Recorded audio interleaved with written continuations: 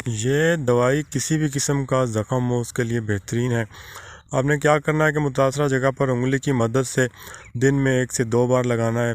अगर ज़ख़म ज़्यादा हो और मक्खी का मौसम हो तो हल्की सी पट्टी भी बांध लेनी है। और पाँव की उंगलियों के ज़ख़म 1 से 2 बार लगाने से ठीक हो जाते हैं। पुराने से पुराने ज़ख्मों को भर लाती है। बालों वाली जगह पर अगर ज़ख़म हो तो मरहम लगा देने से वहाँ पर ज़ख़म ठीक हो जाता है और दोबारा बाल भी निकल आते हैं। शुगर वाले मरीज़ों को इन ज़ख्मों से बहुत परेशानी होती है। अक्सर लोगों के अज़ा काटने तक नौबत आ जाती है। अक्सर ऐसे मरीज़ों को ये मरहम इस्तेमाल करवाई जाए तो बिलफ़ज़ल खुदा अज़ा काटने तक नौबत नहीं जाएगी और ज़ख़म बिल्कुल ठीक हो जाएगा।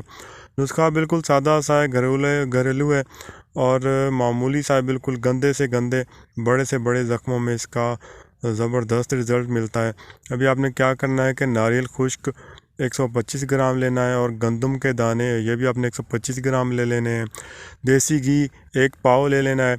अभी क्या करें कि नारियल और गंदम के दानों को अलग अलग मोटा पीस लें। नारियल को क्या करें कि आप कद्दूकश कर लें क्योंकि वो पीसने में मसला करता है। अभी फिर किसी भी बर्तन में या कढ़ाई में देसी घी डालें और आग पर चढ़ा दें। जब घी खूब गर्म हो जाए तो इसमें ये दवाएं, ये दोनों चीज़ें मतलब इसमें डाल दें।